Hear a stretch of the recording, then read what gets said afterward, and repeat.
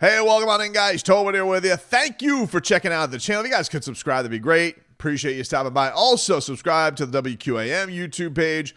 Myself, Leroy Horde. We stream every single day, 10 a.m. to 2 p.m.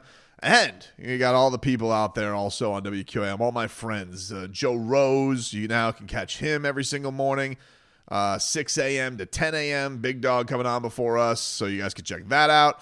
Hockman and Crowder, I'll get them to stream live one day, but they do put their clips up, him and Solana and the whole crew there. And we got Game Day Uncensored coming your way this Sunday at 11 a.m. before the 1 o'clock preseason kickoff, so we're looking forward to that as well as we get you set for all the action. The Miami Dolphins today had their last practice before venturing out to the Windy City, to Chi-Town, to take on the Chicago Bears. Going to have some joint practices.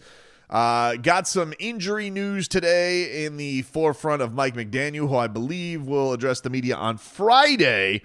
But certainly a noticeable absence yesterday, or today, excuse me, was Tyreek Hill. Tyreek Hill was missing.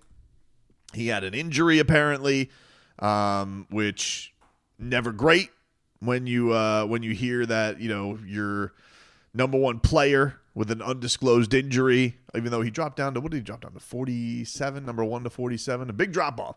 It was crazy, man. We were going over the over-unders today on the radio show, and I was stunned to see that Tyreek Hill and Jalen Waddle are both under 1,000 yards in the Vegas odds.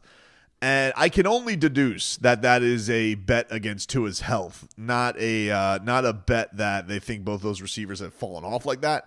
And while neither crossed the 1,000 yards last year, I mean, they well did it the years beforehand. So, I mean, Jalen Waddle's basically had 1,000 yards every other year. I just found that quite surprising. I think his was 925.5, and Tyreek's was 975.5, I think were the numbers. So, yeah, those are surprising to me. But getting the news that, you know, he's dealing with anything, you know, it's been a bit of a squirrely camp for Tyreek. I haven't really fallen into the trap of a lot of the fodder that's been out there because I don't think a lot of it matters, you know, and the good or the bad. I really just think I need the guy to show up and be Tyreek Hill. Can I just get that? Can I get just a little bit of the level that he gave the first 2 years of the Dolphins? I think is fine. I'm only concerned about Tyreek Hill is if this gets off to a rough start. If the Dolphins get off to, you know, a 1-3, 1-4, 2-4 start, and they need to fight their way out of this thing, you know that the coach is going to be dealing with a ton of pressure, and I don't know if that's an environment for Tyreek Hill. And there's been some pretty gnarly injuries the Dolphins have had to deal with. We already know that the Austin Jackson thing is a thing going into this. Today you found out that Andrew Meyer is going to be out for weeks. As much as I am not a fan, Liam Eichenberg we know is out. So there's some dings on the depth of the offensive line, which is a little bit of a concern going into this. We already had the butchering of the secondary and where that was at with losing Kader Kohu and Artie Burns. And, you know, the Darren Waller thing, I really don't know what to make of. Mike McDaniel said today, if you followed the breadcrumbs, it felt like they're looking to debut him in a non-joint practice, so maybe that happens the first one after the preseason game next week. But mind you, the Dolphins have a pretty quick week next week because they play Sunday, and I believe they play again on Saturday. So with that being the case, with the Dolphins having such a quick turnaround, I don't know. So is the next week the week that they're going to do it? Is it going to be the week after that? Like, it kind of felt like he said that they were in a tricky spot with Darren Waller. And, yeah, I mean, guess what? It's, you know what, I think, and this is the thing, is like, you bring in this guy. He's got a good relationship with Frank Smith. Beautiful. All right. Hope that he can make the comeback. But it's like, you wouldn't it have been more prudent to bring him back and work him along slowly? Were you that hard pressed for tight ends and to try and figure out if it doesn't? Maybe the whole point of it is that they're so hard pressed because they traded Jonnu that they need to figure out somebody if the Darren Waller thing doesn't work out. But it's interesting that they're like, yeah, we're in a tricky situation. It's like, yeah, but wouldn't it have been less tricky if he was out there, even in the non-padded days, to figure it out a little bit? I don't know. People have made the Odell Beckham comparison. I understand why that seems fair. I mean, Odell Beckham looked at some points like he couldn't run. Some of the videos that you saw were where he was really struggling to move. I don't know if that's the case with Darren Waller, but you wouldn't put it past them to get put in this position, right? The depth chart did come out, though, and he was listed as the starter, so there is that. He's the starter. Second team tight end is Julian Hill, my guy, anytime touchdown. Farrell Brown, then Tanner Connor, then Hayden Rucci. So I guess that technically makes Julian Hill the starter, which I know is not great for my Hard Rock account, and I know is not great for the fans who get tired of him putting rear naked chokes on everybody and getting penalties. But I still believe in you, Julian. I'm still betting on you, dude. So, you got me. You got me. Even if this cost me 170 through the season, I just got the feeling this is going to be the year it pays off. It's not going to be the year it pays off, does it? It's not. And, I don't know. But the Austin Jackson thing, I think, to me, is the most concerning. Because, look, even with Tyreek Hill being out, and look, the one thing you can give him credit for before walking off the field is, yeah, he played through injury last year, played through a terrible situation on opening day. Is that, yeah, he has been able to gut some things out. The Dolphins have not had to go. They know extended time without Tua. They know extended time without Teron Armstead. They don't really know extended time without Tyreek. So you're hopeful it's nothing too major that he's going to be dealing with. Because if it is, well, then maybe we get another Mike McDaniel marching to death quote. Which, man, I saw this on Instagram. I don't know if you guys saw this, because yesterday, I'm sure you guys saw the quote, right?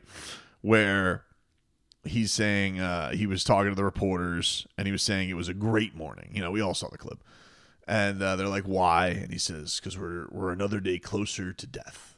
And this was said a long time ago, but for whatever reason, things on Twitter, sometimes they take a little bit to become viral. Not like, sometimes it annoys me. Like an old podcast clip will annoy me. It's like, I'll see a podcast and be like, could you imagine that this was said? Like, this happened to me the other day. I think like Jeff Teague said something. I was like, Jeff Teague said that? I thought it was like about the Heat. And it was like, yeah, it was about Jimmy Butler. I remember exactly what it was. One of those clips, one of those aggregating things, they put a Jeff Teague clip out there that Jimmy Butler was going to mess up guaranteed money. I was like, oh man, that's kind of an interesting thing to say. I hadn't seen it. But I was like, he said that just out of the blue? He said that? No, he said it back in February when all this was going down. I'm like, all right. But this is like how it's you've kind of like Twitter's become a bit of a content recycling ground. It's not really where things break anymore. So this Mike McDaniel thing about death comes and becomes a thing again. And so everybody starts posting it. You get the Bleacher Report graphics, and Bleacher Report put this one of Mike McDaniel, and he's got like the crazy eyes. And and it just goes in giant letters. Great morning in white font, but then in red goes, we're another day closer to death. But that wasn't even the thing that caught my attention on this, because that had already been a day old. The thing that caught my attention was, once again, former Miami Dolphins running back Reggie Bush chiming in, and he just puts under the comments and puts, great hire. And you could tell the sarcasm in his tone, because this is not the first time Reggie Bush has weighed in on Mike McDaniel. He is not a fan of Mike McDaniel, which I don't know why. I don't know if their paths have crossed in the past in another location. But I remember this being a thing last year after the Miami Dolphins got their ass kicked, and Mike McDaniel, the Dolphins got their butts kicked on Thanksgiving Day, and Reggie Bush had come out on Instagram, and he blasted Mike McDaniel. And he had said, this was a quote, it was ESPN NFL page, And the Dolphins, it put Stephen A. Smith, and it said the Dolphins are now 0-12 in the last 12 games in 40-degree weather. It's over for them this season. And the quote was Stephen A. Smith, right? And Reggie Bush had come out that day and was like, fire the coach. He should have never had the opportunity. He sucks. And I was like, I remember at the time thinking to myself, what? That's really? Reggie Bush hates his ass? He is not a fan of Mike McDaniel. And I'm like, sheesh. But you can tell he is still, it appears Reggie Bush is still, and I don't know if Reggie Bush considers himself a Dolph fan and he is just bothered by the man. I don't know if Reggie Bush is just, doesn't like his style. I don't know if Reggie Bush has heard other things. But Reggie Bush has come out yet again with a Mike McDaniel take being like, great hire. Thanks. This is the guy. He's so over Mike McDaniel and he's so sick of his ass. Is just like, ugh, enough of him already. You could, maybe in the other ways, if you didn't have that backstory, maybe you wouldn't know. But I think Dolphins are now like realizing Reggie Bush really seems to hate Mike McDaniel. Like just the way he looks, the way he talks, the way he acts. Reggie Bush is just, and I could just see right now, like, it's funny because I feel like if Mike McDaniel had Reggie Bush, I feel like he'd be like, oh, all these ways. And like he talking to Reggie, I could just see Reggie Bush like rolling his eyes, being sick of Mike McDaniel's ass. So I don't know. I'm not going to double down. Look, I will give Mike McDaniel this. He made for a great Hard Knocks. I'm not going to double down. You guys can go check out my rant on the QAM YouTube page because I gave the work to the Bills today because that horse crap that I watched last night on HBO was the worst Hard Knocks of all time. But I was just thinking, I was like, man, Reggie Bush, dude. Like, because Reggie Bush kind of was like, you would look at Reggie Bush and I feel like Reggie